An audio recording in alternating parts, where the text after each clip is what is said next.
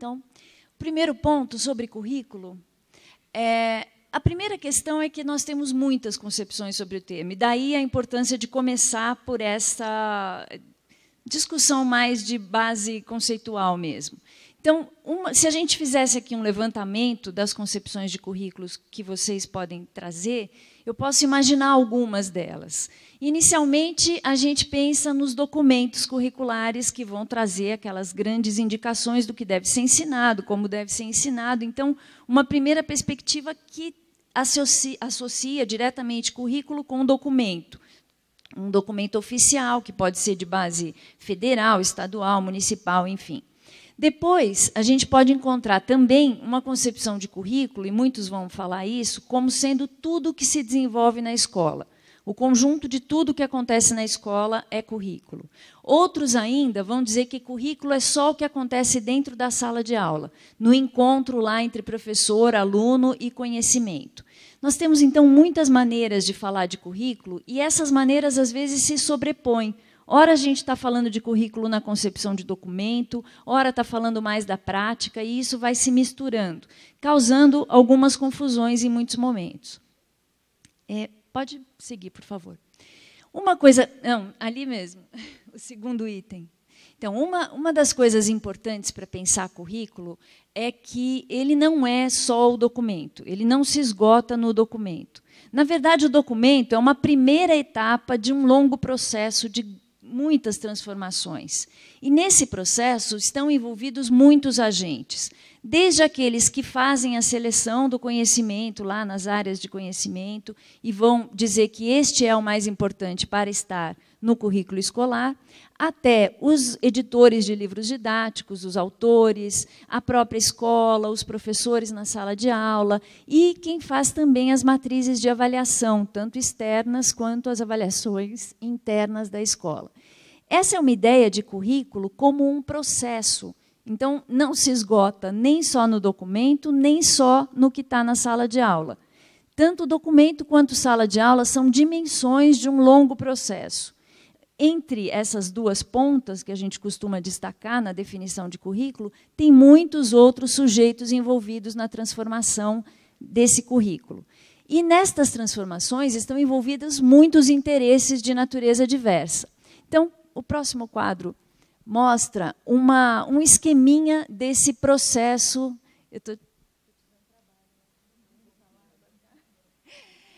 Um esqueminha desse processo que eu estou me referindo como sendo o currículo. Então, aqui, esse processo é baseado num autor chamado Gimeno Sacristán. E ele vai destacar cinco dimensões do currículo. As duas a que eu me referi, que são as mais destacadas quando a gente levanta concepções, são o currículo prescrito e o currículo em ação.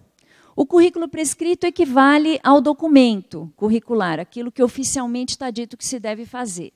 E o currículo em ação é a dimensão da sala de aula. É aquele que a gente vai dizer, não, o currículo é o que está lá, é o que acontece de fato.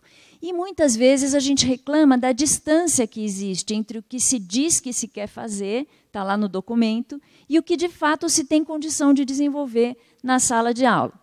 Mas entre esses dois tem outras coisas acontecendo. Então vamos falar um pouquinho de cada uma delas. Começando lá do currículo prescrito, essa é a dimensão da produção do documento curricular. Então quem está envolvido aí? Tanto os especialistas das áreas, que vão fazer seleções para dizer, bom, na matemática isso aqui é essencial para estar na escola. Só que dentro da área de matemática, essa briga já não é tranquila. Tem muitas perspectivas para dizer, vamos pegar a história, que agora está no conflito maior, né, em relação à base. Tem muitas maneiras de dizer o que é a história essencial para estar dentro da escola. Tem muitas perspectivas diferentes. A briga já está lá dentro da universidade para dizer o que vale para estar na escola. Feita essa seleção, na base de muita briga, isso também vai ser trabalhado junto às equipes técnicas das secretarias em todos os níveis. Então, vem outros interesses embutidos aí. Por trás de toda essa escolha, acima de tudo, tem uma escolha de qual é o cidadão que se quer formar. Então, isso, supostamente, deve guiar a escolha do que a gente vai ensinar e por que vai ensinar e como vai ensinar. certo? Então, a briga já é bem acirrada lá nessa primeira dimensão. A discussão toda da base curricular nacional mostra o quanto isso é problemático, o quanto isso é tenso, fazer essa discussão. Quando foi o PCN, no final da década de 90, também foi um grande quebra-pau em torno do que seria considerado essencial para estar dentro da escola. Bom, passada essa primeira dimensão já cheia de brigas, vamos para a segunda, o currículo planejado. Então, esse documento curricular, vamos pegar como exemplo o Parâmetro Curricular Nacional, ele é usado como base para se preparar materiais que vão ser usados pelos professores e os alunos nas escolas. Essa é a dimensão do currículo planejado. Aí estão atuando as editoras de livros didáticos, os autores, e aí a gente vai ter outros interesses em jogo. Interesses, inclusive, econômicos, relacionados à própria produção material desse recurso didático, que é o livro, um dos mais importantes e mais usados na escola.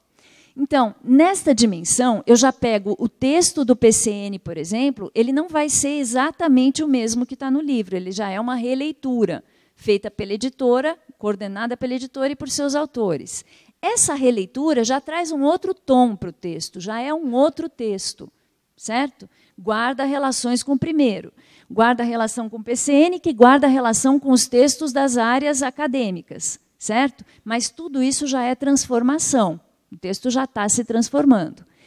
Na próxima dimensão, o currículo organizado, a gente está falando da escola. Então, a escola recebe esses documentos, recebe esses materiais, recebe alunos e professores e tem que colocar isso, distribuir, organizar isso no tempo e no espaço. Organizar os grupos de alunos, por exemplo. Organizar tempos e espaços que vão ser usados para desenvolver o currículo. Isto já transforma o currículo também. Por exemplo, quando a escola escolhe colocar nas primeiras horas do seu período de aulas algumas disciplinas, porque os alunos estão prestando mais atenção, porque estão mais descansados, a gente vai selecionar o quê? As disciplinas que, sem falar nada, a gente considera as mais importantes. Vamos colocar ali o quê? Português e matemática, provavelmente. Outras disciplinas vão ficar para o momento em que o aluno já estiver mais cansado, porque aí pode. Tem um juízo de valor em torno de qual é o conhecimento mais importante. Essa é uma escolha da escola. Não está definida em nenhum outro lugar. É a escola quem faz. E é uma escolha curricular, só como exemplo. Bom, em seguida, a gente passa para a seguinte dimensão, que é a sala de aula. Na sala de aula, o professor tem as orientações maiores de currículo, do PCN, por exemplo, tem o livro, que faz uma leitura disso, tem toda a base construída pela equipe gestora da escola para organizar esse currículo, e aí ele vai fazer as suas escolhas também. Algumas coisas ele vai enfatizar, outras ele vai passar mais rápido ou vai omitir, vai escolher determinados tipos de exercício para desenvolver, ou outros, dependendo da expectativa que ele tem sobre sua turma. Então, ele também constrói o currículo por meio das suas ações e escolhas do dia a dia, na dimensão da sala de aula, no contato com os alunos. E, em seguida, vem a dimensão do currículo avaliado, que é quando a gente faz uma seleção. Dentro daquilo tudo que foi desenvolvido, a gente seleciona algumas coisas para dizer isso aqui é imprescindível, isso aqui o aluno tem que me mostrar na avaliação, seja interna, seja externa, nas grandes avaliações. O currículo avaliado é uma das dimensões. Ele deveria nos dar indicações de como todo esse processo aconteceu, o que é que a gente tem que ajustar, o que tem que voltar, mudar a sequência, mudar os tempos previstos. Ele deveria ser um regulador do currículo. Nós vimos desenvolvendo no Brasil e em outros países também, desde o final da década de 90 aqui no Brasil, uma certa inversão das posições dessas dimensões todas, assumindo o currículo avaliado a centralidade na definição dos currículos. Então, o que a Carmen comentou no começo da sua fala sobre a base nacional é um bom exemplo disso. O quanto o texto da base está preocupado com as matrizes de avaliação externa e passa a responder a isso, e não mais ao todo do processo, mas aos resultados mais imediatos e observáveis numa avaliação. Isso reduz demais a complexidade do currículo e empobrece a ideia de currículo que a gente possa ter. porque aí vai ignorar todas as outras transformações e vamos direto àquilo que o aluno pode me mostrar numa prova. Tá certo? Então, é com essa concepção de currículo que nós estamos trabalhando aqui, pensando o currículo como processo que é construído no desenvolvimento dessas dimensões todas. Portanto, terminar um documento de currículo, entregar uma proposta de currículo, não significa acreditar que isso é a expressão do que acontece de fato na escola. É só uma etapa, é só um começo.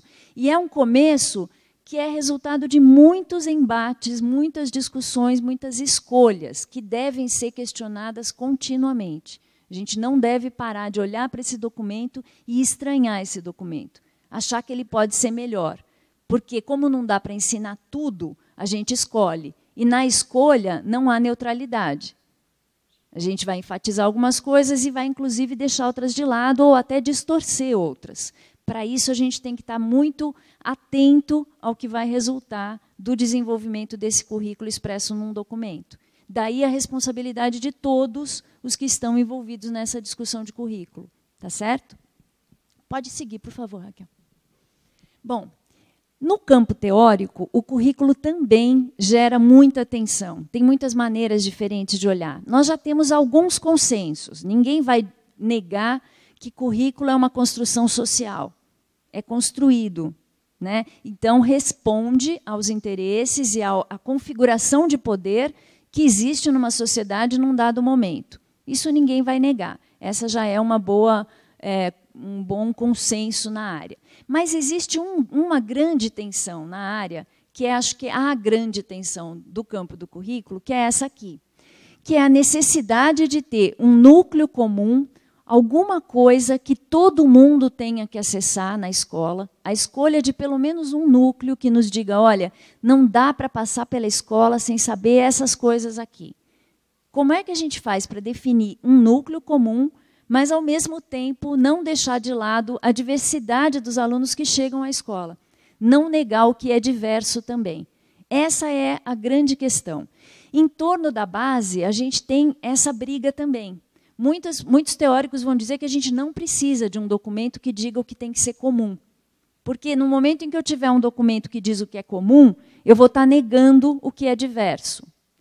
Esta é uma forte possibilidade dentro desse quadro em que as avaliações externas têm muito peso. Porque, se a nossa preocupação é resultado nas provas, nas avaliações externas, nós vamos fazer todo o desenvolvimento do currículo tentando preparar para as provas. Neste preparo, a gente vai ficar preso ao núcleo comum do currículo. A parte diversificada, aquilo que a gente teria que trazer de mais relacionado com o local, com o meio em que vivem esses alunos, vai perdendo força. Isso vai ficando de escanteio, porque a gente precisa preparar para as provas. Mas vejam, esse é um problema desta inversão que eu falei, do currículo avaliado tomar essa posição central. Não é um problema, necessariamente, do fato da gente escolher um núcleo central. E aí a gente vai discutir isso mais para o final. Precisa mesmo ter um núcleo central? Será que a gente precisa ter grandes linhas que todos sigam nas escolas? Vamos deixar essa pergunta para o final e para o nosso debate. Pode seguir, por favor. Então, quando a gente fala da relação da escola com o currículo, e pensando mesmo na concepção de currículo, tem uma coisa que está por trás dessa conversa, que é o que se espera da escola. Para que escola? Por que escola? Né? A gente tem uma ideia de escola que, na verdade, na década de 70, isso aparece com muita clareza, uma frustração muito grande em relação à promessa que seria a escola. Então, a gente tem uma escola que surge com a modernidade, que diz que vai mudar a possibilidade dos sujeitos ascenderem socialmente. E aí, na década de 70, fica muito claro por uma série de trabalhos que não está acontecendo isso. Ao contrário, a escola está reproduzindo as desigualdades sociais.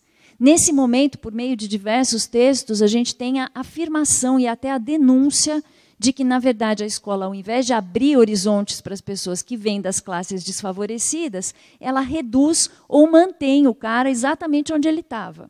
E essa frustração gerou, em muitos momentos, uma recusa do conhecimento que estava na escola. Por quê? Porque dentro dessa denúncia vem a ideia de que o que se escolhe para estar na escola é o conhecimento dos poderosos, é o conhecimento de quem pode escolher, de quem está em situação de escolher. E quem está em situação de escolher, escolhe aquilo que é mais próximo a si mesmo, o seu conhecimento, o conhecimento que lhe é mais familiar. Os outros grupos mais desfavorecidos não se veem refletidos no que é escolhido para ser ensinado na escola. E isso os mantém sempre em posição desfavorável e mantém a sua posição social de origem. Essa denúncia, que ninguém nega hoje, nos impediu durante muito tempo de pensar também que no meio desse conhecimento, que a gente chama de conhecimento dos poderosos, ou conhecimento da elite, no meio disso tem algumas coisas que são necessárias que todos saibam. Porque são construção histórica da humanidade e que explicam o mundo em que a gente vive. É preciso entender o que desse conhecimento que a gente recusou por muito tempo, é preciso estar na escola para todos, especialmente para os mais pobres, que tiveram acesso a isso negado historicamente. Então, essa é uma questão importante. O que a gente pode esperar da escola? A escola é um lugar que acolhe e socializa em bases diferentes da família, por exemplo. São outras bases de acolhimento. Agora, lógico, a gente espera acolhimento de qualquer instituição, inclusive da escola. A questão é, basta acolher? Basta ser um lugar que acolhe? É essa a função específica da escola? Não é essa a função específica da escola. A escola é um lugar de contato com conhecimentos que não estão disponíveis em outro lugar, para a maioria da nossa população. O acolhimento é parte dessa história, mas ele não pode ser o todo, não pode ser tudo que a gente pretende. Tem que ser outra coisa também. Além disso, é um lugar de ensino e aprendizagem de saberes sistematizados na cultura escrita, o que já é um grande desafio, né? Porque para muitos que chegam à escola, a cultura escrita é algo que está muito distante. E a gente precisa trabalhar com isto, porque isto é importante para entender esse mundo em que se vive, para entender a prática social em que se está inserido. Mais um, por favor. E outra coisa que a escola faz é um ajuste, um desenvolvimento de comportamentos considerados adequados, ou de atitudes consideradas adequadas. Que também é um viés do trabalho da escola, que é inegável. Pode continuar. Mais um. Qual seria, então, o melhor currículo para ser desenvolvido numa escola? Então, essa é uma parte muito importante. O currículo que é o melhor é aquele que pode ser viabilizado na escola e que produz aprendizagem e crescimento de todos os alunos e professores. Isso quer dizer que ele vai ser, muitas vezes, diferente ou uma transformação a partir do documento curricular. Por quê? O documento curricular ele trabalha como uma carta de intenções, é isso que a gente pretende fazer, é isso que a gente considera importante. Mas, na realidade da escola, diante dos alunos que a gente tem, diante do diagnóstico das necessidades daqueles alunos naquela comunidade, é que a gente pode fazer ajustes para desenvolver o melhor currículo. O melhor currículo, portanto, deve ser discutido na escola, diante das suas necessidades. Isso implica cada escola e cada equipe da escola conhecer muito bem o documento curricular que orienta aquela rede. É preciso conhecer para poder transformar isso no que é possível para aquela escola, na discussão, na construção do projeto pedagógico. Portanto, esse é um elemento importantíssimo. É o momento em que a escola pega a carta de intenções e fala, isto aqui para nós é possível. É nisto que nós vamos investir nesse momento, porque agora isto é possível. Essa escolha da escola é central no desenvolvimento do currículo. Bom, uma coisa importante que a escola faz, o papel dela é importantíssimo nesse sentido, é preservar e conservar a cultura, né? Isso é parte da função da escola. Agora, preservar e conservar não significa um aceite sem crítica, um aceite como se isso fosse uma naturalização do que se apresenta na escola. É possível que a gente apresente isso de uma perspectiva crítica. Esse é o papel da escola, inclusive. Causar estranhamento, gerar questionamento. É importante que eu vá à escola para estranhar o mundo, estranhar a prática que eu estou inserida. Não só para aceitá-la, mas para estranhar também. Esse é um papel importante. Mais um, por favor. E é preciso, na escola, que a gente tenha critérios claros para o desenvolvimento do nosso plano específico, do nosso projeto pedagógico, afinado com o documento, mas diretamente relacionado com as necessidades dos alunos e daquela escola naquela comunidade, daquela equipe, e, portanto, do que é possível para aquela escola naquele momento.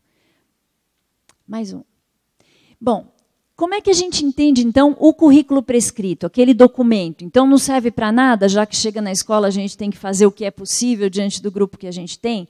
Não. O currículo prescrito, ou o documento oficial, ele é muito importante porque ele traz uma seleção de conteúdos e de formas de abordagem que, de alguma maneira, dá bases para a escola fazer as suas escolhas também.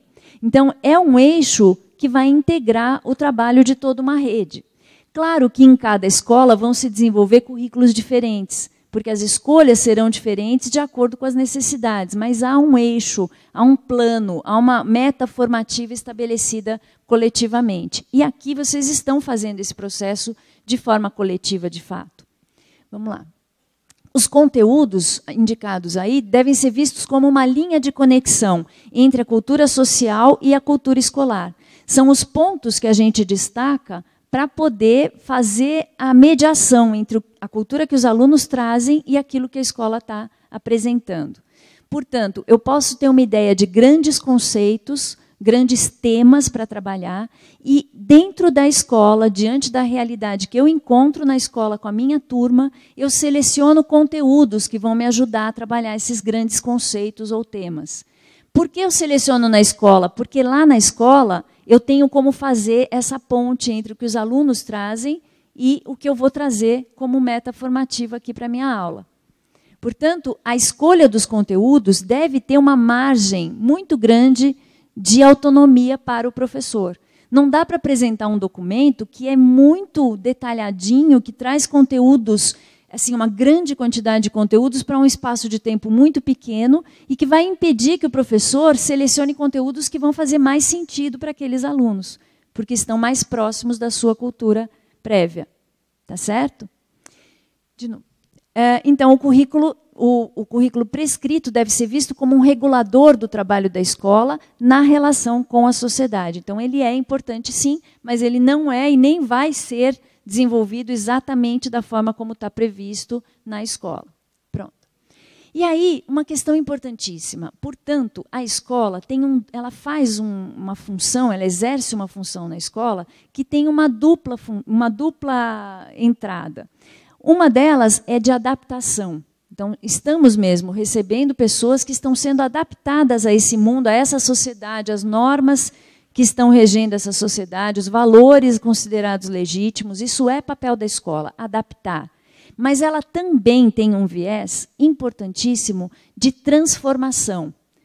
Isso não quer dizer que a partir dali a gente transforma o mundo, mas a escola tem potencialmente a possibilidade de dar elementos para as pessoas estranharem esse mundo ao qual elas estão se adaptando. Como é que a gente faz isso? Pelo acesso aos conhecimentos. Com mais conhecimentos, eu vou ganhando novas perspectivas de olhar para o mundo. Esta é a possibilidade transformadora, o potencial transformador da escola. Muitas vezes, e isso tem um autor que eu gosto muito em inglês, que ele tem uma nota de rodapé no texto dele, o nome dele é Bernstein. Numa nota de rodapé, ele diz assim, em alguns casos, para alguns alunos, o currículo da escola vai se restringir só ao viés da adaptação. Eu diria que é uma nota de rodapé porque ele é inglês. Porque eu acho que se ele escrevesse aqui como um brasileiro, ele colocaria isso no corpo do texto. Porque esta é a escola do pobre, na maior parte das vezes. É uma escola que se restringe ao viés da adaptação. Adaptação a esse mundo, adaptação de comportamentos, e muito pouco elemento ela dá para que esses alunos possam olhar de outra perspectiva para o mundo no qual eles estão inseridos. Então, esta é uma questão importante para a gente pensar nesse currículo. Como é que a gente faz para que a escola seja mais do que adaptação? Ela tem esse papel, mas ela não pode ser só isso. E como a gente está falando de alunos que não vão ter acesso a esses conhecimentos em outros lugares, muito provavelmente, é a escola o lugar onde eles vão ter esse contato, não é possível negar a eles essa possibilidade de contato com outras perspectivas de olhar para o mundo. De novo.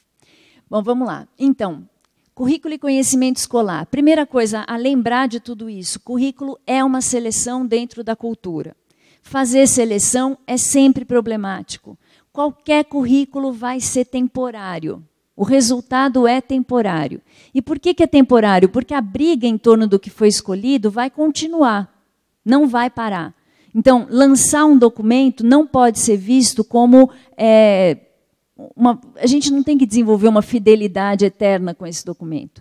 A gente tem que ter mesmo a possibilidade de tempos em tempos, voltar a olhar esse documento e dizer, isso nos serve? Isso confere com o que a gente quer mesmo? Neste momento, estamos fechando uma ideia, mas daqui a um tempo, depois da experiência que vocês vão desenvolver na escola, é preciso olhar isso tudo de novo e pensar o que ficou de fora e não poderia ter ficado. O que entrou e está em excesso não faz sentido, o que a gente precisa rever? Esses pontos de retomada devem ser previstos toda vez que a gente entrega um documento curricular.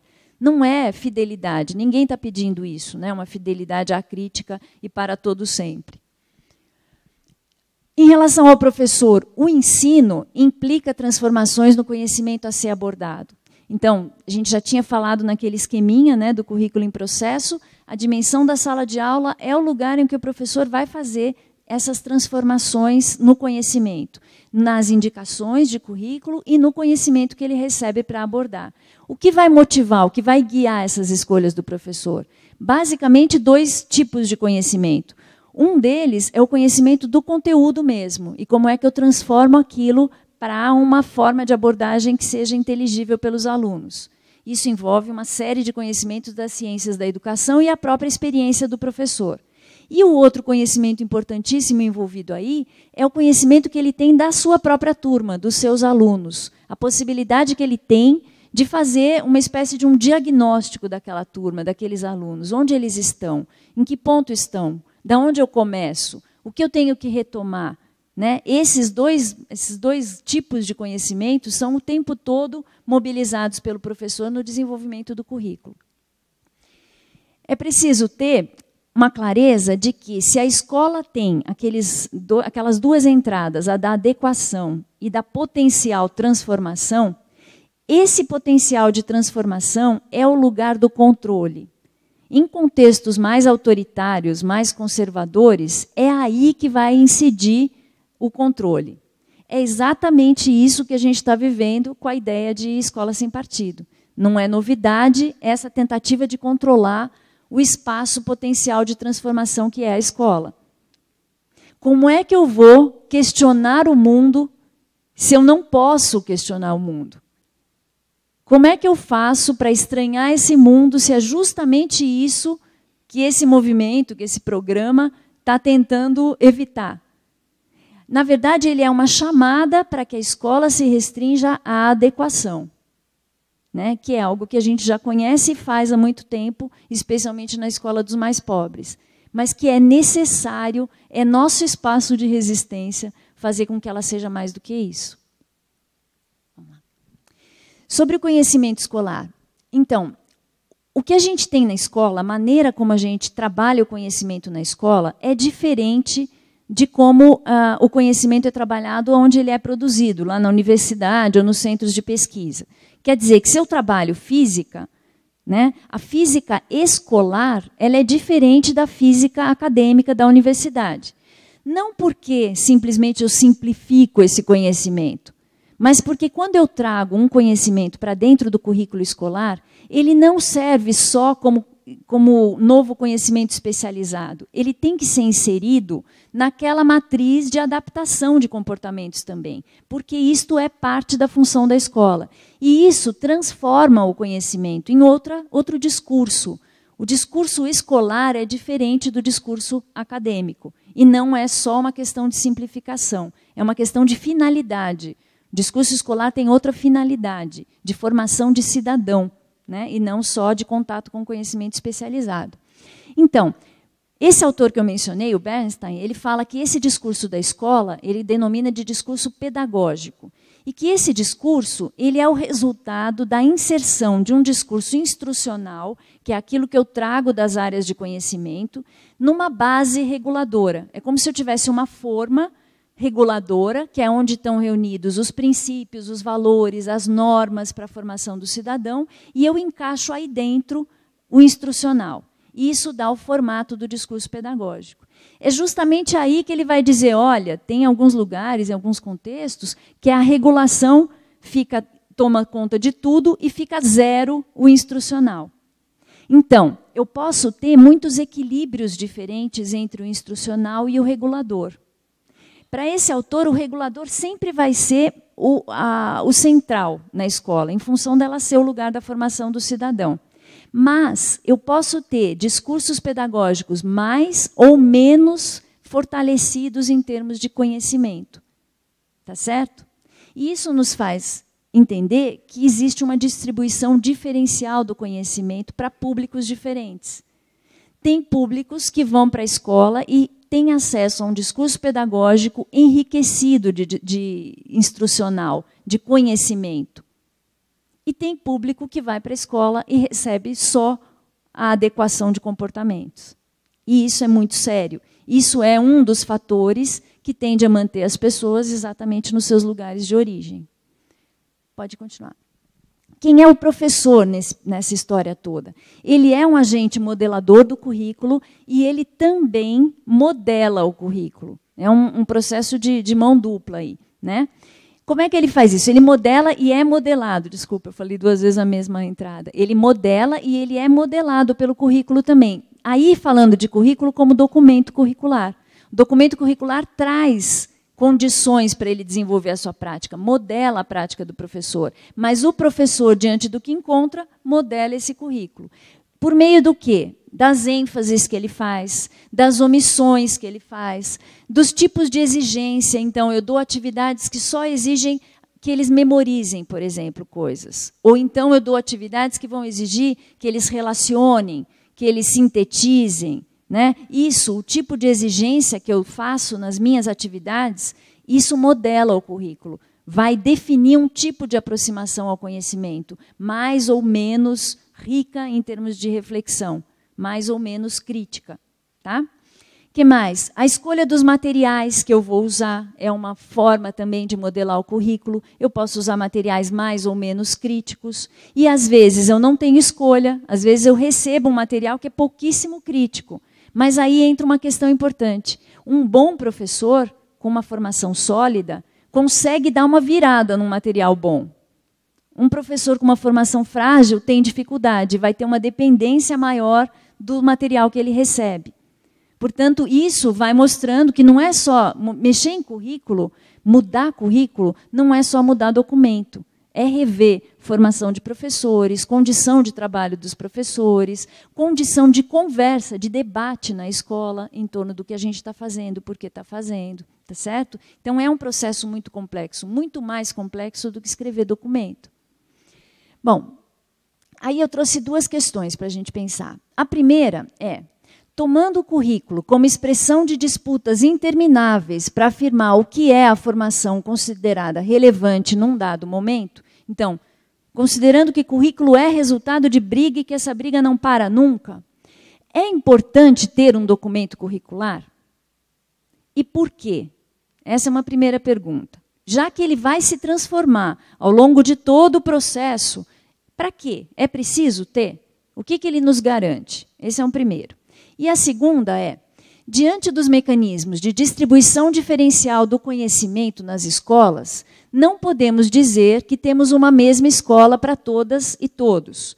Ou seja, a gente conseguiu ampliar o acesso, mas uma das vias para a gente transformar essa escola, dependendo do público, é essa maneira de construir o discurso pedagógico, mais ou menos enriquecido em termos de conhecimento. Esta distribuição diferencial determina que a gente tem escolas diferentes para públicos diferentes. Fica a pergunta diante disso, deveríamos ter um currículo comum, um currículo para todos e todas?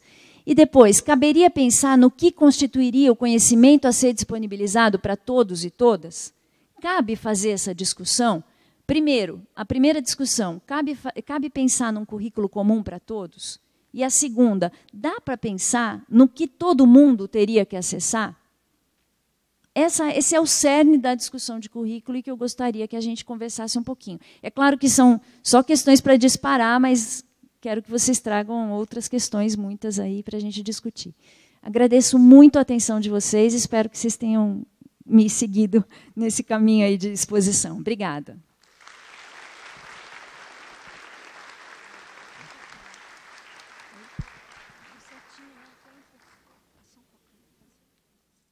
Bom, gente.